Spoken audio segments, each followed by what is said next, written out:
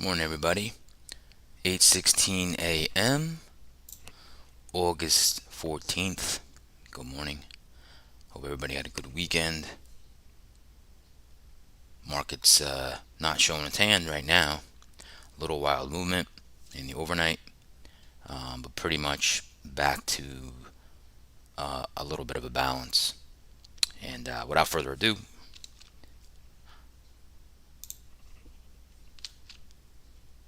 welcome to my channel. My name's Steven Gonzalez. I use volume profile, market profile to find structure in this market. Also use supply and demand, gamma exposure levels, and the most traded price of the rolling week and the rolling month, all to find structure in this market to put you on the right side of a trade. All right, price can fool you very easily. Big red green candles can fool you into thinking there's a regime change, right? But we use these levels to keep us on the right side and to not get too excited and to stay patient. That's what we do, or that's what I do, right? So, welcome, welcome, welcome. Please subscribe if you haven't already. Set an alert. Be much appreciated. As always, you can show me some love. Give me a thumbs up. Show me a like. As always, too, you can follow me on Twitter. That's @Gonzo719.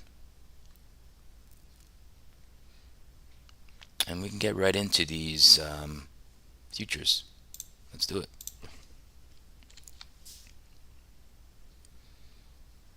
All right, let's see what we have going here.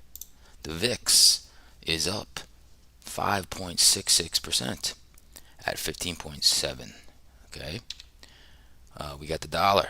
The dollar is up to 103. Dollar's making quite a move. Okay. That's going to put pressure on commodities and the metals. Ether's up 0.16. Dow is pretty much flat, up 0.06. The Nasdaq's moving around that, pretty much flat. ES pretty much flat. 10-year yield doesn't report to 820, but I suspect that 10-year yield will be might stay the same because 30-year bonds are flat. So once 820 hits, which is in about 40 seconds, 30 seconds, I would expect, well, now bonds are being sold a tiny bit. I would expect the 10-year yield to rise slightly, but not much. Russell's down 0.15. Bitcoin's down 0.19. Gold down 0.29. Silver down 0.39. And crude is pulling back. All right. Higher dollar is not good for crude. Okay. And it's a kind of an important level. I might get into that later at crude. Okay. Okay. What else do we have? Let's go to my stocks. I like the day trade here. Let's see what we have going here. Boeing is up 0.16. India is looking to buy some, I think 27 planes from them. So that's kind of bullish.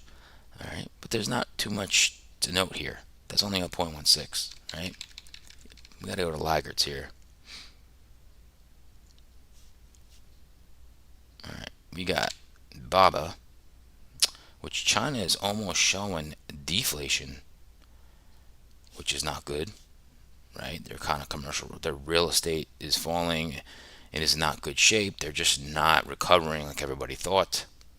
Okay, even though BABA got some price target raises and stuff like that, it's pulling back. That's tying to a key level, 94. So let's see if that can hold. Tesla is down 2.58%. They had done some more price cuts on their Model Y in China. So that's going to cut down on margins. That's not good for revenue.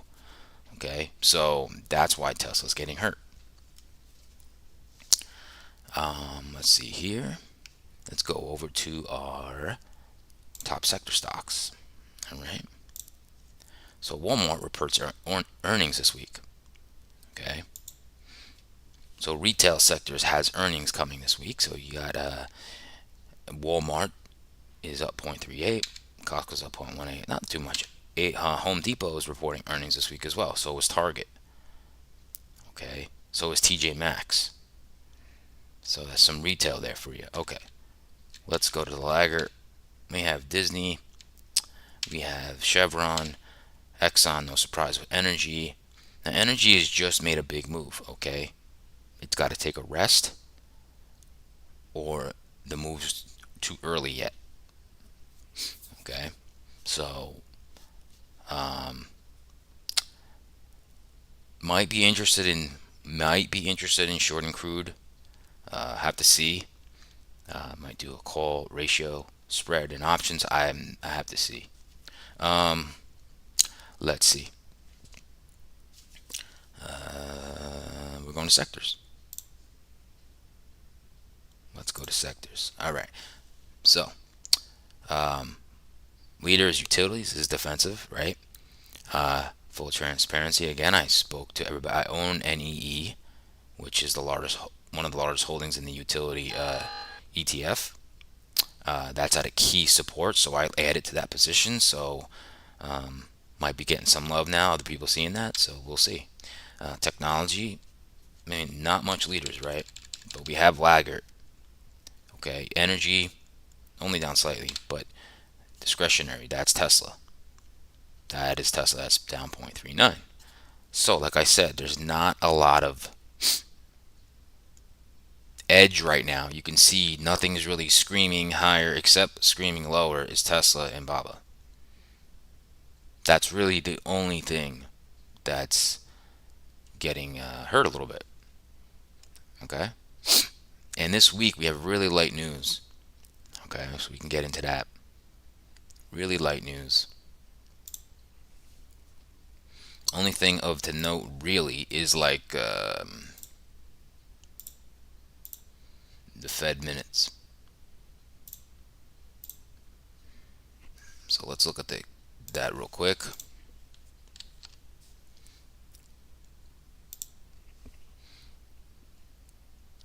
So let's see here. Tuesday we got retail sales, um, import export prices. What else? Fred Kashgari speaking tomorrow at 11 a.m. Wednesday, that's when you got the FOMC minutes at 2 p.m.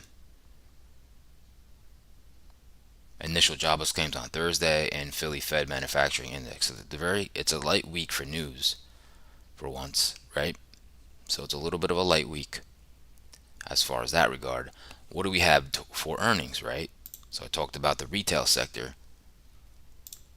Let's look at earnings, right? So before the open today, anything to know, any big decent companies? Not really. After the close today, let's see here. Not really, right? So tomorrow before the opens, Home Depot. What else? After the close on Tuesday, H&R Block, Kava. Wednesday, we got Target, JD.com, TJ Maxx, Tencent. Those are pretty decent. Cisco, Walmart on Thursday, Dole, Bilibili, Ross, and Friday, John Deere, Xpeng, Estee Lauder. So some decent Madison Square Garden entertainment. So Applied Materials also, I'm sorry, after the close on Thursday. So still some decent earnings left. All right. They're not like the mega stocks, but they're important for retail to see where retail is. Okay, give us some forward guidance on this economy. All right, so that's what's going on there. We can move over. Let's see here.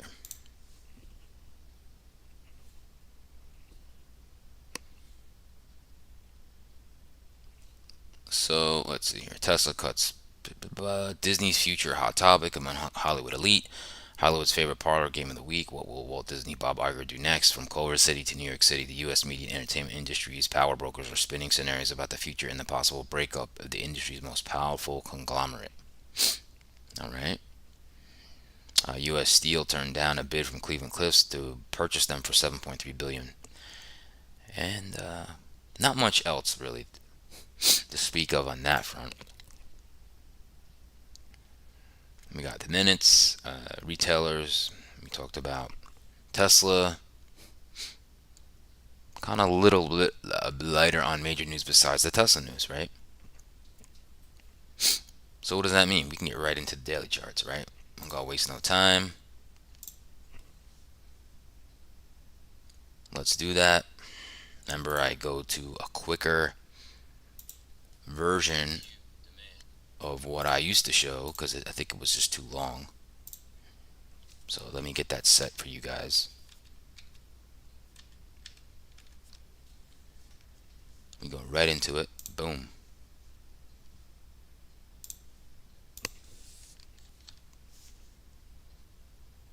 All right, let's look at the SPY. Okay. So again, orange is previous week high and low. Whites are previous month's high and low. Okay, right on the chart. So look what we did last week. So on Friday, broke these lows, came all the way down here, but we closed here, still below prior week's low. Okay, where are we now? 445.18. We are right here. So we're right in the middle of Friday's range. Okay, so overall bearish because you're holding below that week's lows, right? So that's going to be a bearish, obviously. We didn't quite touch the 50-day moving average. Okay, and you can see we're just kind of like going lower, but right, but this is right here June's highs, right here, June's highs. So see how like we came right there. So June's highs, monthly highs. Okay, so we have to see where we go with the SPY here. All right, so let's move on to the Qs. So the Qs, you can see we opened right here, went all the way back, into range, got smacked, and we closed with a doji candle, right? But important to note too, look at this. This is last month's lows. This is July's lows. We didn't quite get there yet, and we're below the 50-day moving average. Okay, below the 50-day moving average. So obviously the Q's a lot weaker in the Qs. Now the Qs, I will show you. Let's see here really quickly. I'm just going to change this real quick because it's really important to note. Right here of what we just touched, and I always talk about it. This is the 10-week EMA. And let's go to the Qs. SPY hasn't touched it yet, but look at the Qs. It touched it, and this is just amazing level here, the 10-week EMA. It literally closed on it. Now you want to see if there's going to be a regime change, a weekly close below this level. If this holds, this could be the buy point. This could be the dip. Okay, this could be the dip. So let's move back. Okay, we'll go back to the Qs where we were, just pointing that out. Okay, let's move on to the Dow. All right, so the Dow, look at this. Prior week's highs and lows stayed right in there, and it's in a range. Okay, look at the Dow. The Dow closed above the 20-day simple moving average. It hasn't even come close. Hasn't come close to the 50-day moving average. Okay, you got a trend line here, holding that trend. Okay, so can the Dow, remember United Healthcare is getting a little bit of a lift last week. Okay, Johnson & Johnson really moved higher, and United Healthcare is the largest holding, so holding up the Dow. Okay,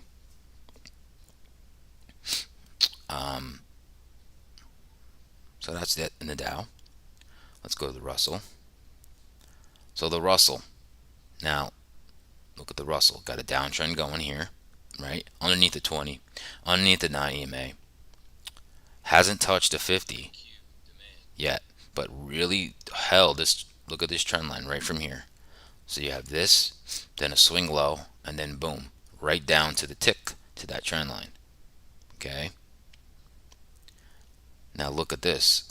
This is the prior week's highs and lows, really under them, right? This is the highs of June.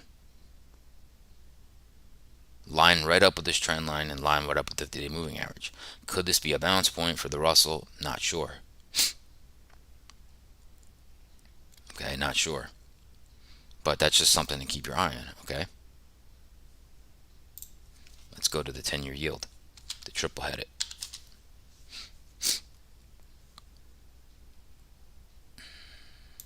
So let's look at that. That's not what I wanted to show you guys. Apologize for that. That was the wrong thing to come up there.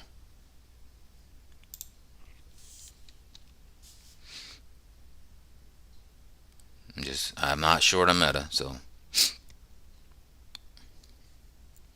All right, 10-year yield. So bonds are very slightly lower, but that's why 10-year yield is still up here. Now look, it went up, came down, went back up. So it's just very interesting here what's going on to the 10-year yield. Okay. You know, the bonds have been going up. You notice that. So usually it doesn't spell good for the tech stocks and stuff like that. So, but they've been in fighting each other of who's going to win out. Right, so we really have to see. The VIX finally has got some life back into it. There's a little more fear in the market. You know, we were under this 15 level. Now we're holding inside this 15 and 16 level. Even made it up all the way to 18 one day. So the VIX is elevated, hence why we're a little more volatile. Ranges expand, right? If you have a 16 VIX, expect a 1% move in the market.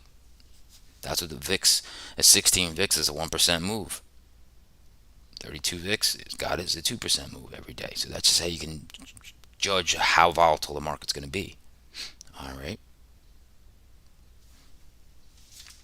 Okay. Let's look at the dollar.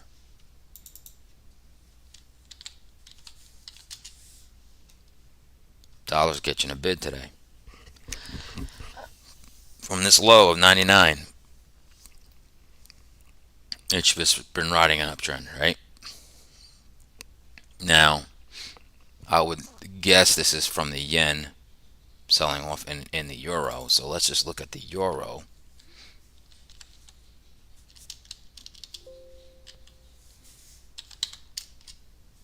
Yeah. So the euro, see, was at 1.13. It's in a downtrend. Okay. And the yen, if I was to throw that up, let's see if I can throw the yen up there just to see. Give me 1 second.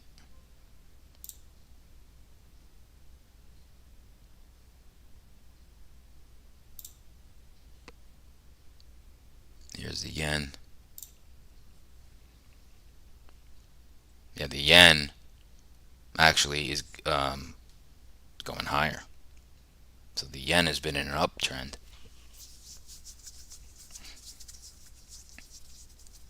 Oh, I'm sorry. It's the opposite. The yen's going down because this pair is the dollar over the yen. So this is the dollar is going up versus the yen. So the yen is inverse to this because the dollar is over the yen. When the chart goes up, that means the US dollar is going up over the yen. So the yen is going down. So the yen and the euro are the biggest basket of stocks versus the dollar index. So that's why you just look at them and you know that they're going to be going down, pushing the dollar up. Okay.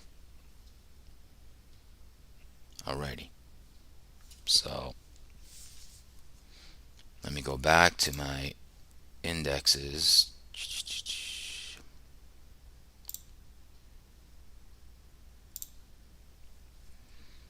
Okay, so let's go over to the market profile.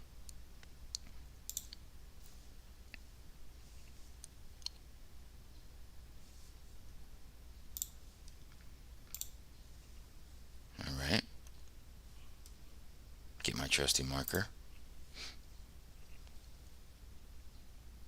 and we're going to look at all the stuff we normally look at.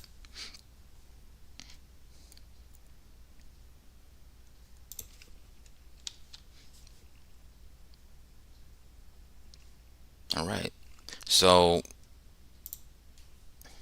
let's look at our profile for the week. Right, so profile got a bell curve.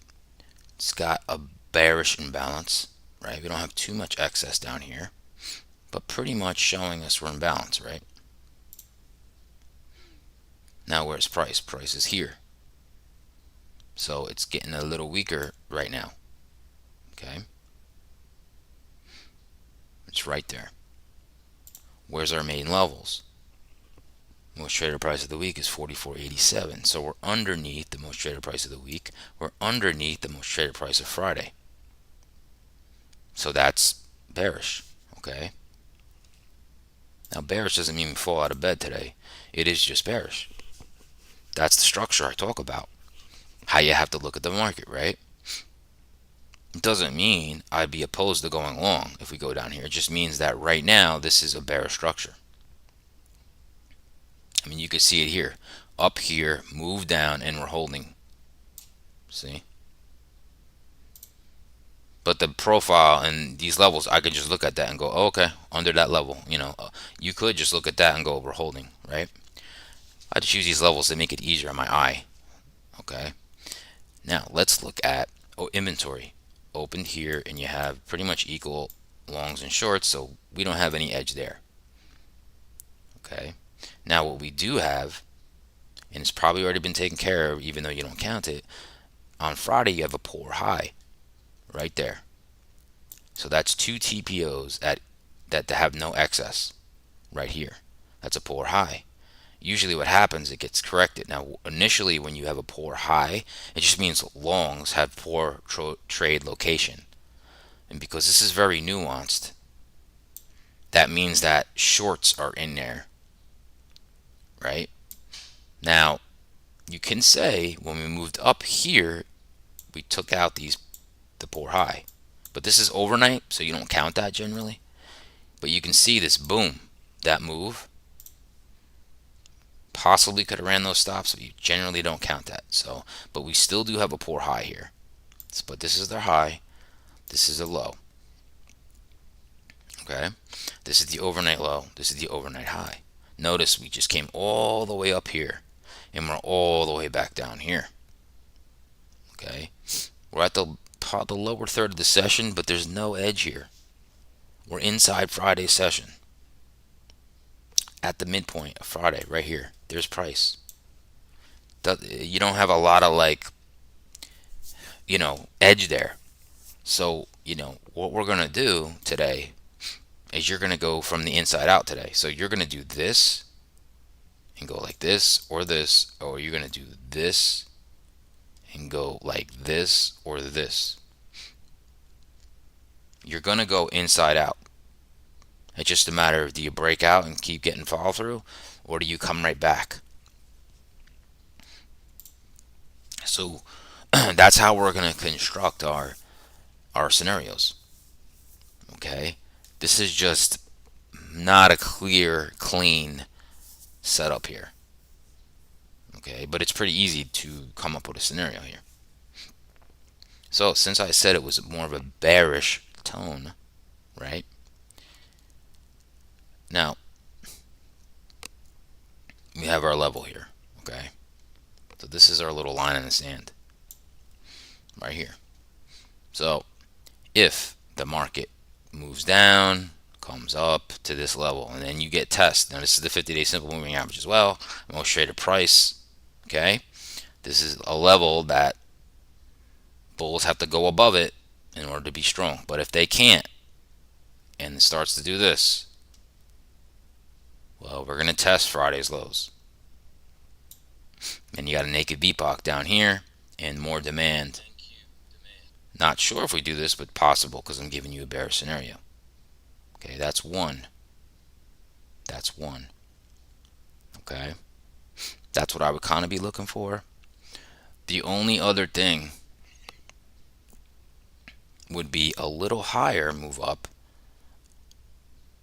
here, and let's say you go near Friday's high, then you start coming in and you start getting weak again. I'd still want to see it hold below here, but it could do the same thing. Okay, now let's go with the bullish. Now you got, to me, even though the bias short term is bearish, right? What I would like to see is a push down into this Friday's lows. You still have demand here. Maybe even tag this naked VPOC. Well, if you can't hold down here and you start making higher lows, you're going to get all the shorts on their heels. And that's a nice move. Probably to come down, test the most traded price of Friday. 50-day simple moving average is here on the daily, so that's going to be tough sledding, right? So you could, but if you hold above this level, you could possibly go back up here to the 9 EMA daily. Okay, that's I could see that happening. The other thing would be, if you're conservative, you want to see a move above this big level. Hold it, hold it, hold it. It keeps holding it, and then you make a move. All right, pretty straightforward for scenarios. Okay, that would give you the ES plan. Okay, now like I said, it's a matter of, we're going to test an edge today. Like I said, it's inside out. You're going to test an edge either here or here, or you can't get past this. So we're going to move, and it's a matter of you fading the edge, right? I'm not really interested in shorts here. It's a poor trade location. It doesn't make sense for me. It could move all the way down, but that's not the way I like to trade, right? So let's move on to the NASDAQ. Okay, here's our NASDAQ.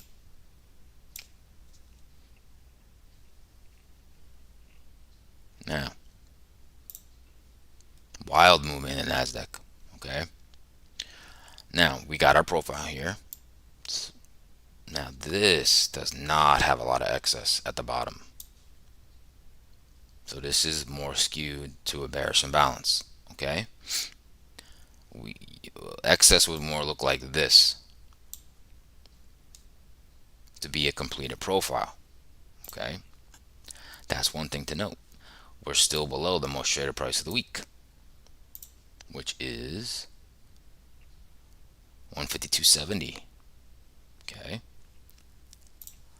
we're also below the most traded price of Friday, because price is right there. Okay, so structurally, again, bearish. Structurally bearish. All right. Now, we have you have an engulfing overnight session. They took all of Friday's range. Really big movement in the NASDAQ. So look at this. That's the high, overnight high. That's the overnight low. There's Friday's high, Friday's low. Price is here. We're inside Friday's session. Not a lot of edge there, right? Here's the open and the overnight. You got long and you got shorts. No edge there. Okay, no edge there. So we're inside Friday's session. We're a little weak. You know, the futures have turned red a little bit, But I mean, that's small. That's a small thing. Okay. Now, it's the same basically. This is more bearish than the ES. Okay. We're not by the most traded price of the week. It's all the way up here. You have supply all the way up here. Right. We tested that supply and we got rejected. Now, we did dip out of this demand zone a little bit, but I'm keeping this demand zone here because it's a very important level, and I'll show you that in a second why. In the Nasdaq, Nasdaq needs to defend down here. Okay, so it's a little we're pushing lower on the Nasdaq more than the ES. Okay, so we don't really have big nuances in these levels. Okay, but we have scenarios to go over.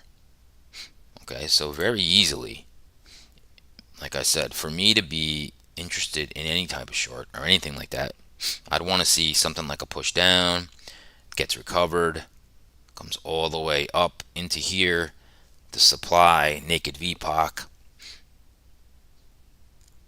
Even if it makes it through here and it hits that most traded price of the week, now I want to see if we start making lower highs, this could make the move back down. And we could really fall down to here, this naked VPOC and demand zone. That's really the when I'm going to get interested in the short, is if something like that happens. Okay. Now, that's really all I'm seeing for the Nasdaq as far as like a bearish scenario. Right now, don't get me wrong. We're here at the lows. Can we just break and go here? Yes. But as far as like a trade setup, I don't like that. Okay.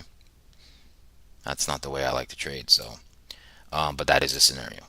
Now, if we go for bullish, of course, we're at this big level of support here. Now, I'm going to show you why in a second. Okay, so if we come down here, take out this overnight low, but we recover very quickly, go back into range, start making higher lows, then you can tag the most traded price of Friday and start working your way back up. All right, and test Friday's highs, and then this would be the test again in this supply zone here in this area. I would expect this would slow the market down, right? But a scenario obviously could be if it reaches above it. I mean, then you got the 50-day and the 9 EMA daily. That's why I'm saying it's a tough sledding up here. That's what I see right now for the Nasdaq. Okay, so that wraps up the Nasdaq scenarios. Now I can quickly show you what I'm talking about in the Nasdaq. Okay, so here's one of my favorite charts.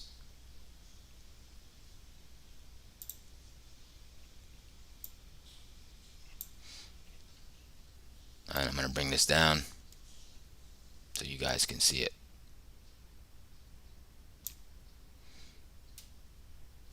Okay, so really quickly, for those of you who have not seen this chart on my channel, I will really quickly explain what it is. Okay, it's a bunch of volume profiles. Okay, the heat map, which is the orange and the red, is rolls back from a year ago. So it's a year ago from today. That's the profile. The white profile inside here is this year. Okay. Now every little blue profile you see is a weekly profile. And every big white outline is monthly profiles. So obviously I can see the monthly low, the monthly low, the monthly low, right? I can see the weeklies. So, and then every candle's 4 hours. And then I just have a monthly VWAP here. Okay. Now that I explained that, look at the shelf in the volume here. So big volume here. And then look at this shelf that gets dropped off. There isn't much to catch the NASDAQ. Okay, because look at this. You got last month's lows here, this month's lows. You have a prior week's lows, right? So this where we're at is very key in the NASDAQ. Big volume here. Why is that? From this. So we're back to this old consolidation. Now, if we break, we're going to go here. We're going to go to that node. Okay. That's about at 14756. So that's why I said, that's why I love looking at the volume profile really quickly, because I can see, whoa, that is a big low volume node here, which shouldn't, sometimes doesn't act as support and can just clean, and you go down to the next node. So just the NASDAQ is really trying to hold this level. Now, if it holds it, yeah, you can make the next move higher, but you have to see. Now, in crude, just to show you guys, this is the most traded price of the week. The most traded price of this year and of a year from today. So this 80.55 is a huge level. And I don't trust this run up yet from crude. So I want to see what it does when it tests this level 80.55 again. If it goes below it and holds it, that's probably, we're going to work ourselves back to probably here. You could go to like 76 or around 75.60. Now if it holds it, it could be the next leg higher, and you can go back up to like 85.39. Okay, here's the ES. Okay, the ES doesn't have that shelf like the NASDAQ does. Okay, but you can see, look, lower week, right? Here's 1 week, then you made a lower, a weekly low, a lower low, another lower low. So we're downtrending each week, right? And now the monthly is here. Here's last month's lows. We're all the way down here still. So we're still inside last month. Okay, but that is a very key level. Notice this volume node here. Okay, so that is a very key level. That's around, let's say, 44.15. You can see all the volume here, right? So that would stop usually. So that would be the next destination, 44.17 in futures. If you get extra weakness, you can come right down to here. This should slow the auction down. Okay. All right. So that would do that. Now, some notable things. Some notable things that I saw over the weekend. I mentioned the Qs are at the weekly 10 EMA. Okay. Now, real quickly, I'll show you some of these. Just give me 1 second.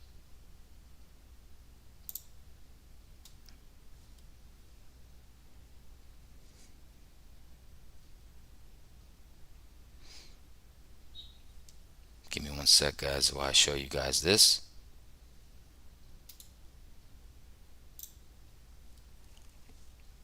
All right. So we're on sectors, right? And the first one is semiconductors. So this is a weekly chart. Now look at this.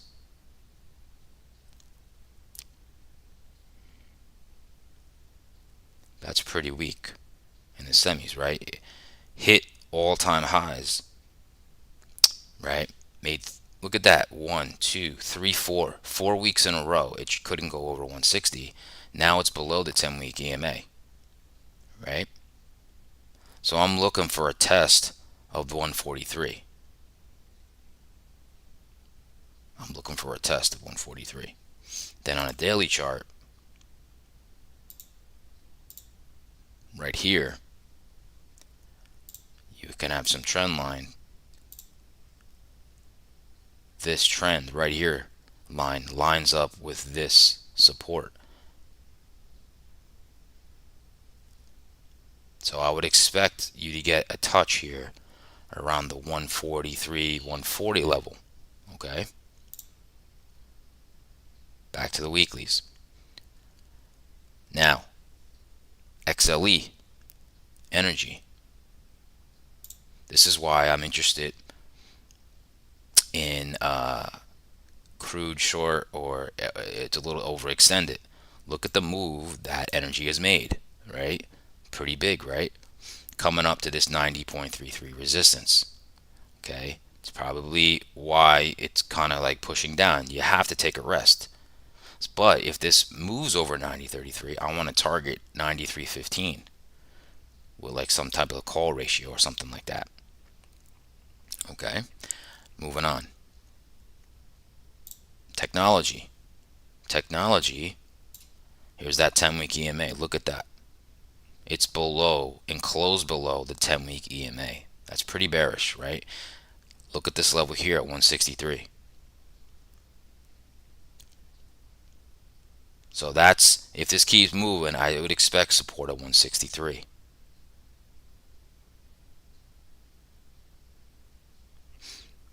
Let's look at discretionary. So this has been holding. This is Amazon, Tesla, Home Depot. See how it's holding it? Just showing you guys sectors, okay?